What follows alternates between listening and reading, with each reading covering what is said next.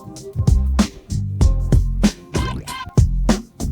jelata mau sampaikan kata-kata, bijaklah membuat kebijakan. Rakyat jelata mau sampaikan kata-kata, bijaklah membuat kebijakan. Bekerjalah dengan hati, padalah empati, patuhilah pada kami. Kami tidak bodoh, jangan buat intrik apalagi bikin hati. Kami berjanji tetap mendidik sesuai suara hati, gemakan suara hati. Rakyat jelata, gaung dan harapan rakyat ke penguasa, agar kalian adil dan ciptakan sejahtera. Untuk selalu serbaya, agar suara di rakyat jelata, gaung dan harapan rakyat ke penguasa, agar kalian adil dan ciptakan sejahtera.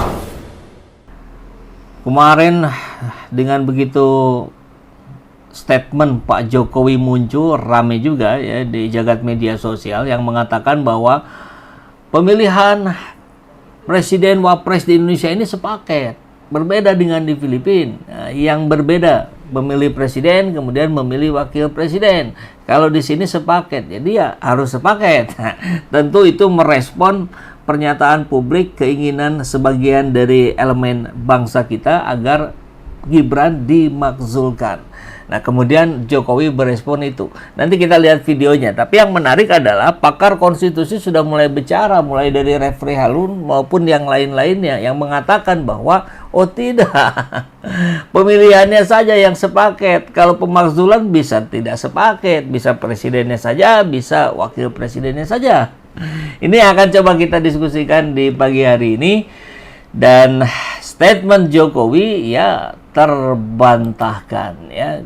Ucapan Jokowi terbantahkan, Gibran bisa dimakzulkan tanpa harus sepaket dengan Prabowo. Kita akan coba lihat ya videonya. Nah ini oke. Kita isu pemakzulan Gibran, Jokowi titik 2 pemilihan presiden kemarin satu paket. Artinya kalau mau memakzulkan anak saya Gibran, ya berarti makzulkan juga Prabowo. Kan kurang lebih begitu bisa kita tangkap dari apa yang disampaikan oleh Joko Widodo. Nah, sekarang kita coba cek kalimatnya. Ya, negara ini kan negara besar yang memiliki sistem ketatanegaraan. Ya diikuti saja proses sesuai sistem ketatanegaraan kita. Ada yang menyurati seperti itu dinamika demokrasi kita. Biasa saja. Nggak sakit hati gitu. Biasa saja. Iya, pemilihan presiden kemarin kan satu paket. Bukan sendiri-sendiri. Kayak di Filipina itu sendiri-sendiri.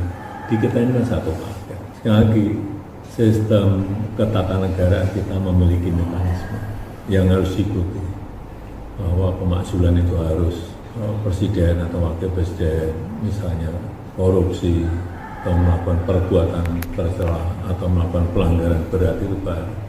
Ya, negara ini kan negara besar yang memiliki sistem ketatanegaraan. Ya, negara besar yang memiliki sistem ketatanegaraan yang berbeda dengan Filipina.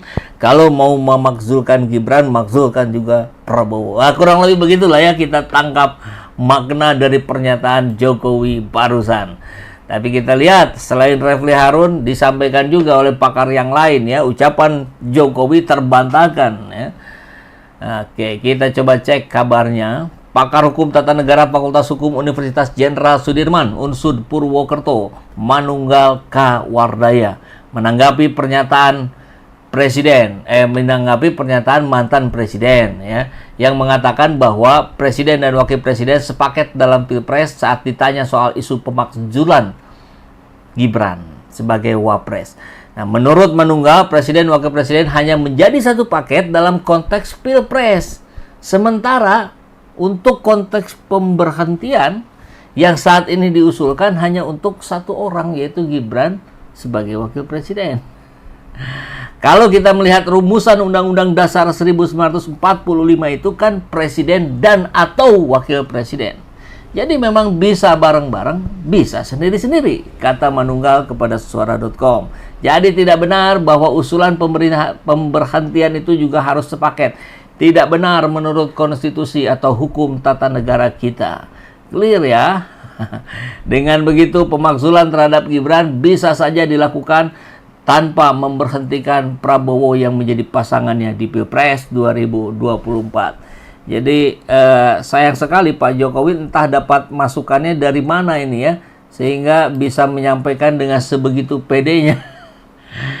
Artinya kita bisa melihat bahwa konstitusi itu lebih lentur dari apa yang disampaikan Jokowi tadi ya. Nah, Manunggal tadi menyatakan bahwa presiden dan atau wakil presiden itu bisa dimakzulkan. Artinya proses ini dapat ditujukan pada satu jabatan, tidak wajib satu paket seperti saat pemilu. Implikasinya apa? Maka semua klaim soal hanya bisa bersamaan adalah salah kaprah secara argumentatif.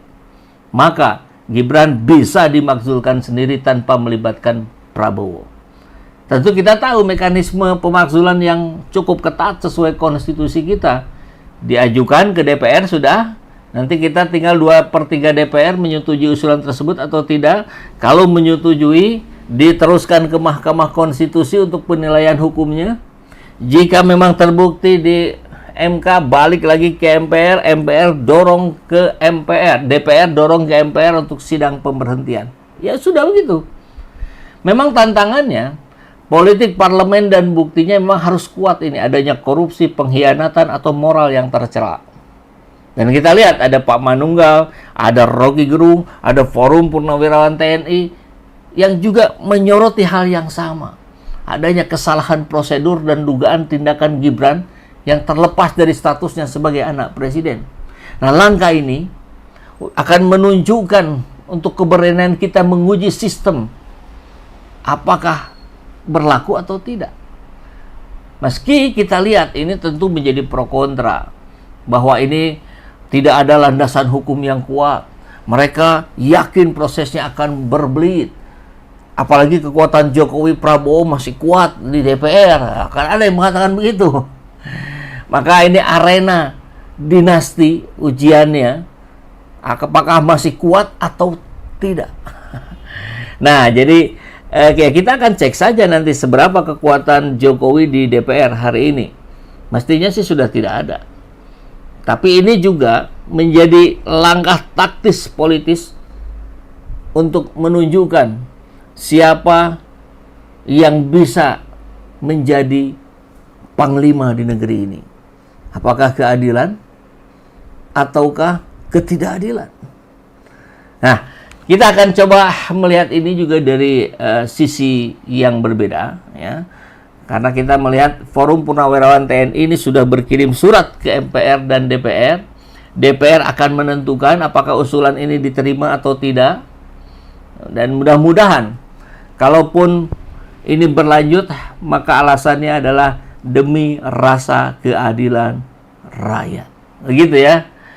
Tentu akan memakan waktu yang lama, melewati drama politik, tekanan publik, kemungkinan juga jalan buntu, atau justru membuka peluang perbaikan sistem di Indonesia. Tapi kesimpulannya, pernyataan Jokowi harus sepaket sudah terbantahkan secara konstitusional. Jalan pemakzulan memang terbuka, meski tentu penuh tantangan dari pembuktian hingga relasi politik. Nilai demokrasi ini yang hari ini diuji. Apakah masyarakat berani memakai mekanisme ini secara jujur? Atau sekedar untuk serangan oportunistik terhadap figur tertentu? Tentu, kita yang bisa menjawabnya. Tapi kalau melihat sosok Joko Widodo, kita juga melihat dalam sudut pandang Buniani, ya, Jokowi mulai dijauhi sekutu politik. Seru juga ini ya. Apabila publik jeli, sebenarnya bukan cuma soal tuduhan ijazah palsu dan tuntutan pemakzulan Wapres Gibran yang harus dihadapi Jokowi. Tapi juga ada kasus lain, yaitu kasus dugaan korupsi. Demikian dikatakan peneliti media dan politik Buniani dalam keterangannya Senin 9 Juni kemarin. Penegak hukum diantaranya sedang mengusut kasus korupsi Sritek, laptop di Kemendikbud, dan judi online yang diduga terkait dengan keluarga dan kroninya Jokowi. Menurut Buniani, 3 kasus ini membuat Jokowi tidak berdaya dan dikabarkan sakit kulit yang disebabkan oleh gangguan psikologis. Pada potongan video yang beredar luas terlihat Jokowi sedang menggaruk-garuk badannya, tumbuhnya bercak hitam di muka dan leher, serta usaha Jokowi menutupi sakit kulitnya dengan jaket hitam berkerah tinggi, kata Buniani. Meskipun telah dibantah oleh ajudan Jokowi, kabar kepergiannya ke Jepang untuk mengobati sakit kulitnya sangat kuat beredar di lingkaran terbatas yang pernah dekat dengan ayah kandung Gibran tersebut. Rumor ini diyakini sebagai info A1 dan tidak mungkin hoax. Jadi memang penyakit kulit Jokowi bukanlah penyakit kulit biasa sehingga ia harus mendapatkan pelayanan medis kelas premium. Itulah yang bisa kita baca dari kejadian ini, kata Buniani. Buniani memandang apapun yang berkaitan dengan Jokowi kini dia anggap sebagai residu yang harus segera disingkirkan. Nasib Jokowi sekarang sangat mengenaskan. Kawan-kawannya mulai menjauh dan menganggap Jokowi sebagai beban. Nah, mengenai kasus ijazah yang sedang bergulir, tak ada satupun dari DPR yang bersuara padahal mereka telah lama menjadi sekutu politik Jokowi.